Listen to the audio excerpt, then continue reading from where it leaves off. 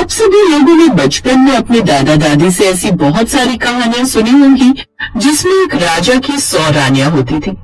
क्या आपको उन बातों में कोई सच्चाई नजर आती है?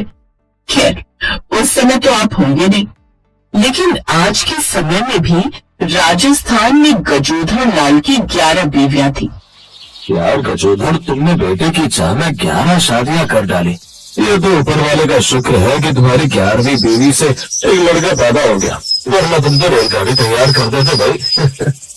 लेकिन दोस्त, इसका मतलब ये नहीं है कि मैं लड़कियों से नफरत करता हूँ। मैं लड़कों और लड़कियों दोनों से बराबर प्रेम करता हूँ। लेकिन मेरा बेटा अनिरुद्ध अब जवान हो चुका है, उसके लिए कोई लड़की हो तो बताओ। मेरी नजर में एक बहुत ही अच्छी लड़की है। चित्तौड़गढ़ में एक बहुत बड़े दर्जी है, उनका नाम काबिल शर्मा है। मुझे लगता है उनकी बेटी तुम्हारे अनिरुद्ध के लिए बहुत सही रहेगी। तो ठीक है, मैं अपनी बीवियों और बेटियों से बात कर लेता हूँ, फिर कल ही चलते हैं लड़की देखने। इतना बोलकर गजोधर अपने घर लौट आया। क्या बात है, आज आप बड़े खुश नजर आ रहे हैं। लगता है पापा अपनी 12वीं शादी करने की फिराक में है। पापा, 12वीं शादी करने के बारे में तो सोचना ही मत। अरे तुम लोग मेरी बात तो सुनो। मैं अपनी शादी के बारे में नहीं, बल्कि तुम लोगों के भाई की शादी को लेकर खुश हूँ। कल हम उसके लिए लड़की देखने चलेंगे। अनिरुद्ध, कल जल्दी उठ जाना। ठीक है बाबा।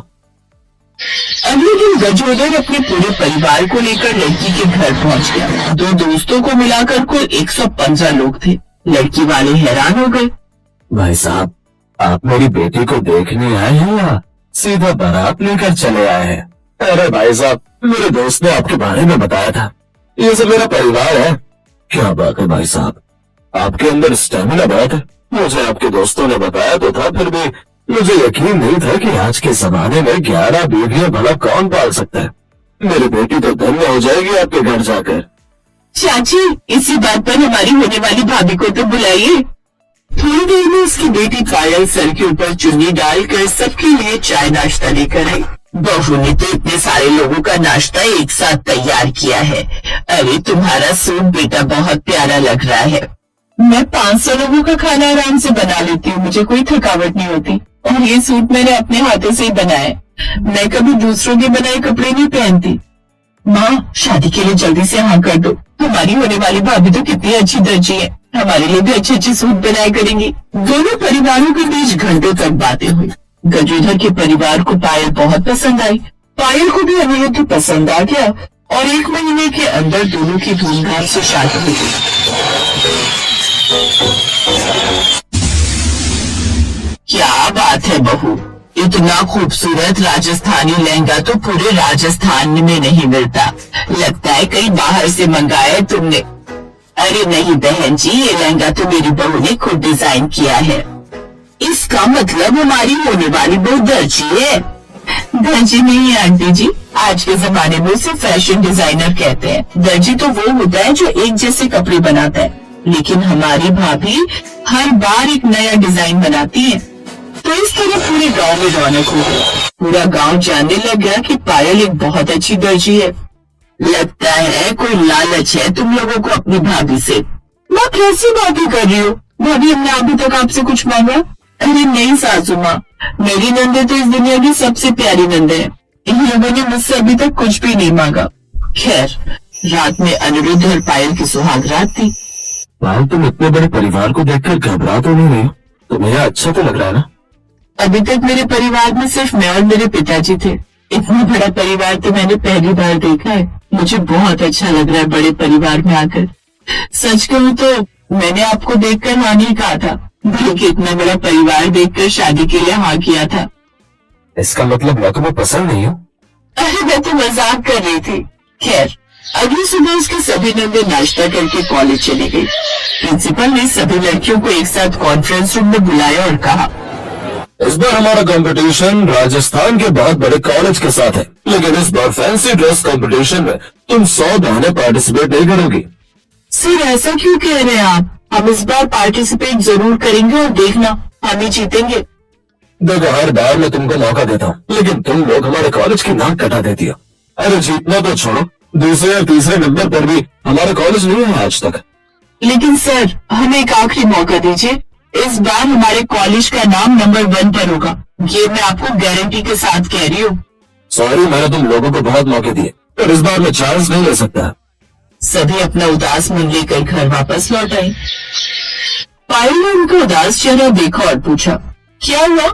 मेरी हंसती खेलती नंदू के चेहरे से मुस्कान अचानक कहाँ गायब हो गई? उसकी नंदू ने सारी बात पायल को बताई। चिंता मत करो, इस बार फैंसी ड्रेस कंपटीशन तुम लोग ही जीतोगी और मैं तुम सभी के लिए खुद अपने हाथों से ड्रेस डिजाइन करूंगी। क्या बात है भाभी, आइडिया तो बहुत अच्छा है, लेकिन दुख की बात यह है कि प्रिंसिपल ने हम लोगों को मौका ही नहीं दिया। जब घी सीधी उंगली से ना निकले तो उंगली कभी कभी टेढ़ी भी करनी पड़ती है। तुम सब मेरी बात ध्यान से सुनो। पायल ने उन सभी को प्लान समझा दिया। उन सभी तरीकों के लहंगे पायल ने 1 महीने के अंदर बनाकर तैयार कर दिए। क्या बात है भाभी, आपने तो पूरी धरती के कल्चर हमारे लहंगों में डाल दिए। इससे सिर्फ हमारे कॉलेज का ही नहीं बल्कि हमारी इंडिया का भी नाम पूरे वर्ल्ड में फेमस हो जाएगा। आपको तो ऑर्डर पर ऑर्डर मिलने लगेंगे। मुझे ऑर्डर्स नहीं चाहिए, मैंने तो बस ये तुम सभी लोगों के लिए किया है। बस एक बार किसी तरह तुम लोग स्टेज पर ये सभी लहंगे पहनकर परफॉर्म कर दो, फिर देखना तुम सभी लोगों का नाम पूरी दुनिया जानने लगेगी। इसी तरह दिन बीतते गए और फैंसी ड्रेस कंपटीशन वाला दिन आ गया। वो देखो, उस रूम के अंदर हमारे कॉलेज की लड़कियां रेडी हो रही हैं। तुम ताला लेकर आई हो ना? जल्दी से ताला लगा देते हैं, फिर जल्दी से तैयार हो जाते हैं, क्योंकि हमारे कॉलेज की बारी आने वाली है। उन लोगों ने उन लड़कियों के कमरे के बाहर लॉक लगा दिया। दूसरी तरफ कंपटीशन चालू था। दोस्तों, अभी आपने देखा है राजस्थान के सबसे बड़े कॉलेज के लड़कियों की परफॉर्मेंस। अब बारी है पिछले 5 बार से हार रहे कॉलेज दीनानाथ इंजीनियरिंग कॉलेज की। एक बार जोरदार तालियों से स्वागत किया जाए दीनानाथ इंजीनियरिंग कॉलेज की लड़कियों का। ये सब क्या हो गया? ये 100 लड़कियां कहां से आ गई? लेकिन अब प्रिंसिपल कुछ नहीं कर सकता था। पब्लिक उनका लहंगा देखकर तो जैसे पागल हो गई थी कि लोगों की तालियां बंद नहीं हुई। शांत हो जाइए, शांत हो जाइए। हमारे जज को अपना फैसला तो सुनाने दीजिए। आप लोगों का फैसला मायने नहीं रखेगा। आप बिल्कुल गलत कह रहे हैं। हमारे लिए जनता का ही फैसला मायने रखता है।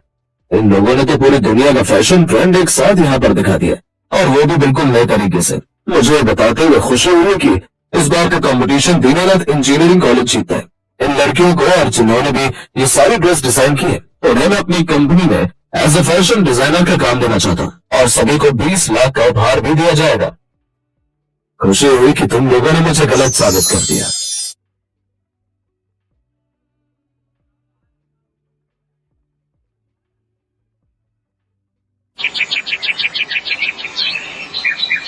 रामपुर मोहल्ले में एक बड़े से घर से सुबह 4 बजे ही आरती की आवाज पूरे मोहल्ले में गूंजने लगती थी। ये सुनकर पड़ोसी कहने लगे, वाह वाह, क्या कर्म किए हैं इस ललिता देवी ने, जो उसे 36 गुणों वाली 36 बहुएं मिली, और सब की सब एक से बढ़कर एक है। ना जाने क्या कर्म किए होंगे उसने। राज रानी की पूरी 36 बहुएं थी। वो सुबह रोज 4 बजे भगवान की पूजा से शुरू होती थी। अरे माँ जी, उठ गई आप? सच में मैं बड़ी ही भाग्यशाली हूँ। मैंने तो कभी सपने में भी नहीं सोचा था कि मेरे घर में सुबह तड़के 4 बजे की आरती होगी। इसके बाद सभी बहुएं घर के कामकाज में जुट गई। अरे बहू, ये तुम दोनों इतनी सुबह सुबह कहाँ से सब्जी ला रही हो? अभी तो कोई ठेले वाला खुला भी नहीं होगा। माँ जी, बाजार जाकर भला कौन ही बासी सब्जियां लाएगा? ये तो हम मोहन भाई से खरीद कर लाई है। वो सुबह तड़के जाकर अपने खेत से हरी हरी ताजा सब्जियां तोड़कर लाते हैं ना, फिर मंडी में जाकर बेचते हैं। तो हम सीधा उनके खेत से ही खरीद लाई। देखो तो कैसे एकदम हरी ताजा फ्रेश सब्जियां है। कितनी अच्छी हरी भरी सब्जियां, करेले, तोरी, भिंडी और साग लाई हूँ। आपको कल से साग खाने का मन कर रहा था ना, इसलिए। वो ये बात कर ही रही थी कि तभी दूसरी बहू पूजा वहाँ आ जाती है। माँ जी, आप जल्दी से जाकर अब नहा लीजिए। आपके लिए पानी भी गर्म करके रख दिया है, साथ ही कपड़े पे प्रेस करके रख दिए। हाँ, तब तक आपके लिए गर्मा गर्म नाश्ता तैयार कर देते हैं हम। सच में तुम सबकी सब कितनी अच्छी हो, एकदम सर्वगुण संपन्न। मेरे तो भाग्य खुल गए जो तुम जैसी बहुएं मिली। मेरे तो वारे न्यारे हो गए। अब लता देवी नहाने चली जाती है। कुछ देर बाद जब वो लौट कर आती है तो खाने की टेबल पर उसके लिए 36 तरह के पकवान बनकर तैयार होते हैं। अच्छा जरा टीवी भी लगा दो, खाना खाते खाते थोड़ा मनोरंजन ही हो जाए। लेकिन तभी लाइट चली जाती है। अरे ये क्या, बिजली चली गई, रुको मैं अभी लैंप जलाती हूँ। फिर पूजा लैंप की रोशनी करती है, जिसकी रोशनी में एक बहू गाना गाती है तो कुछ डांस करने लगती है। अब सही से मनोरंजन हो रहा है ना माँ जी? हाँ हाँ, जब तुम जैसी बहुएं हो तो मनोरंजन कैसे नहीं होगा। प्यारी प्यारी सासू माँ, हमारी प्यारी सासू माँ, हमको जान से प्यारी है, देखो हमारी सासू माँ, हमारी जान हमारी आन, हमारी प्यारी सासू माँ। उसके लिए कहते ही अचानक धीरे धीरे सब धुंधला होने लगता है और उसकी सभी बहुएं गायब हो जाती है और लता देवी उनका सपना चकनाचूर हो जाता है। सत्यानाश, बहुओं कहाँ गई सब? अरे इसका मतलब मैं वो सब सपना देख रही थी। हाय, लेकिन कितना अच्छा सपना था। रानी की तरह मेरी सभी बहुएं मेरी सेवा पानी कर रही थी। वैसे सुबह का सपना सच होता है ये सुना तो है, लेकिन काश ये सपना सच हो जाए। मुझे 36 बहुएं तो नहीं, लेकिन एक ही बहू में 36 के 36 गुण मिल जाए, ऐसी बहू मिल जाए, फिर तो मैं एकदम रानी की तरह राज करूंगी। लता देवी का इकलौता बेटा था अजीत। वो उसके लिए एक ऐसी संस्कारी लड़की लाना चाहती थी जिसके अंदर सभी 36 गुण हो। पंडित जी, मुझे ऐसी बहू चाहिए जो अच्छा खाना बनाना भी जानती हो, पूजा पाठ वाली भी हो, गाना भी जानती हो, नाचना भी जानती हो और जो बड़ों का आदर सत्कार करना जानती हो। कुल मिलाकर ये मान लीजिए मुझे 36 गुणों वाली बहू चाहिए। आप जानते हैं ना, आजकल के जमाने में ऐसी लड़की मिलना संभव है। वो बिल्कुल ठीक कह रहा भाग्यवान, इसीलिए तो आज तक कवारा रह गया। अरे अब एक लड़की में सब मिलना मुश्किल है। हाँ माँ, एक में सिर्फ एक ही गुण मिलेगा और तुम ऐसा नहीं चाहती तो फिर मेरी 36 लड़कियों से शादी करवा दो जिन सब में हर एक गुण हो। चुप कर, 36 गुणों के लिए मैं 36 बहुएं ले आऊं क्या? अरे इतनी बहुएं रखेगा कहाँ? पंडित जी आप तो कोई एक ही लड़की बताइए। ये देखिए, ये रही 36 गुणों वाली लड़की निहारिका। इस लड़की की कुंडली साक्षात देवी कुंडली है, 36 गुणों वाली है। आपके बेटे का संजोग इसी के साथ है, खूब जोड़ी जमेगी दोनों की। वाह वाह, ठीक है पंडित जी, तो आप आज ही जाकर बात आगे बढ़ाइए। देखिए लता जी, आपके मन मुताबिक 36 गुणों वाली बहू ढूंढ कर दी है तो दक्षिणा भी मैं लौट ही लूंगा। हाँ हाँ, चिंता मत कीजिए, मेरा इकलौता बेटा है, दिल खोल कर दक्षिणा दूंगी। अब सही से मनोरंजन हो रहा है ना माँ जी? हाँ हाँ, जब तुम जैसी बहुएं हो तो मनोरंजन कैसे नहीं होगा। प्यारी प्यारी सासू माँ, हमारी प्यारी सासू माँ, हमको जान से प्यारी है, देखो हमारी सासू माँ, हमारी जान हमारी आन, हमारी प्यारी सासू माँ। उसके लिए कहते ही अचानक धीरे धीरे सब धुंधला होने लगता है और उसकी सभी बहुएं गायब हो जाती है और लता देवी उनका सपना चकनाचूर हो जाता है। सत्यानाश, बहुओं कहाँ गई सब? अरे इसका मतलब मैं वो सब सपना देख रही थी। हाय, लेकिन कितना अच्छा सपना था। रानी की तरह मेरी सभी बहुएं मेरी सेवा पानी कर रही थी। वैसे सुबह का सपना सच होता है ये सुना तो है, लेकिन काश ये सपना सच हो जाए। मुझे 36 बहुएं तो नहीं, लेकिन एक ही बहू में 36 के 36 गुण मिल जाए, ऐसी बहू मिल जाए, फिर तो मैं एकदम रानी की तरह राज करूंगी। लता देवी का इकलौता बेटा था अजीत। वो उसके लिए एक ऐसी संस्कारी लड़की लाना चाहती थी जिसके अंदर सभी 36 गुण हो। पंडित जी, मुझे ऐसी बहू चाहिए जो अच्छा खाना बनाना भी जानती हो, पूजा पाठ वाली भी हो, गाना भी जानती हो, नाचना भी जानती हो और जो बड़ों का आदर सत्कार करना जानती हो। कुल मिलाकर ये मान लीजिए मुझे 36 गुणों वाली बहू चाहिए। आप जानते हैं ना, आजकल के जमाने में ऐसी लड़की मिलना संभव है। वो बिल्कुल ठीक कह रहा भाग्यवान, इसीलिए तो आज तक कवारा रह गया। अरे अब एक लड़की में सब मिलना मुश्किल है। हाँ माँ, एक में सिर्फ एक ही गुण मिलेगा और तुम ऐसा नहीं चाहती तो फिर मेरी 36 लड़कियों से शादी करवा दो जिन सब में हर एक गुण हो। चुप कर, 36 गुणों के लिए मैं 36 बहुएं ले आऊं क्या? अरे इतनी बहुएं रखेगा कहाँ? पंडित जी आप तो कोई एक ही लड़की बताइए। ये देखिए, ये रही 36 गुना वाली लड़की निहारिका। इस लड़की की कुंडली साक्षात देवी कुंडली है, 36 गुना वाली है। आपके बेटे का संजोग इसी के साथ है, खूब जोड़ी जमेगी दोनों की। वाह वाह, ठीक है पंडित जी, तो आप आज ही जाकर बात आगे बढ़ाइए। देखिए लता जी, आपके मन मुताबिक 36 गुना वाली बहू ढूंढ कर दी है, तो दक्षिणा भी मैं मोटे ही लूंगा। हाँ हाँ, चिंता मत कीजिए, मेरा इकलौता बेटा है, दिल खोल कर दक्षिणा दूंगी। अब बात आगे बढ़ती है और देखने दिखाने की रस्म के बाद रिश्ता पक्का हो जाता है और निहारिका ब्याह कर अपने ससुराल आ जाती है। उसकी सास हाथों में थाली लिए उसके स्वागत के लिए खड़ी होती है। तभी वो बोलती है, उफ कितनी गर्मी हो रही है, अरे यार कोई एसी चला दो, नहीं तो मैं बेहोश हो जाऊंगी। ये कहते ही निहारिका ने सर से घूंघट हटा दिया। ये देखकर पड़ोसन बोली, अरे ये क्या लता बहन, तुम्हारी बहू तो बड़ी बेशरम निकली, जो आते ही अपने सर का घूंघट निकाल कर बैठ गई। इसने तो अपनी मुंह दिखाई यही कर दी। अपनी बहू की करनी पर पर्दा डालते हुए लता लड़खड़ाते हुए बोली, हाँ हाँ तो क्या हुआ, वो सच ही तो कह रही है, कितनी गर्मी है यहाँ, बेचारी बहू का क्या हाल हो रहा होगा। तू भी न सरला, बस राई का पहाड़ बनाना जानती है, चल अब जा यहाँ से। आपने सुना नहीं चुगलखोर आंटी, माँ जी ने क्या कहा, आप जाइए यहाँ से। सरला वहां से गुस्सा होकर चली जाती है। छोड़ो बहू उसकी बातों को, अब तुम ये कलश गिराकर अंदर आओ। निहारिका उस कलश को इतनी जोर से लात मारती है कि वो कलश सीधा जाकर उसके ससुर के माथे पर लगता है। हे राम, मार डाला रे, मार डाला। सॉरी ससुर जी, वो गलती से लग गया। अच्छा चलो कोई नहीं, अब जाओ, जाकर तुम आराम करो, थक गई होगी, फिर कल सुबह तुम्हारी पहली रसोई की रस्म भी है ना। उस वक्त तो वो दोनों वहाँ से चले जाते हैं। फिर अगले दिन सुबह निहारिका कट स्लीव वाली वेस्टर्न ड्रेस पहनकर बाहर आती है। गुड मॉर्निंग माँ जी, कॉफी है? नहीं नहीं बहू, मैं कॉफी नहीं पीती, चाय ही बना दे मेरे लिए। मैं आपको बनाने के लिए कह रही हूँ। है लेकिन मैं क्यों बनाऊंगी, वो तो तुम बनाओगी ना, तुम इस घर की बहू हो। लेकिन मुझे तो कुछ बनाना आता ही नहीं है। नहीं आता? हे भगवान, ये तो मेरे साथ धोखा हो गया। 36 गुण वाली बहू मांगी थी, इसमें तो एक भी गुण नहीं है। तो जब तुझे चाय बनाना ही नहीं आता तो फिर खाना बनाना तो आता ही नहीं होगा। पहली रसोई में क्या बनाएगी फिर, घंटा?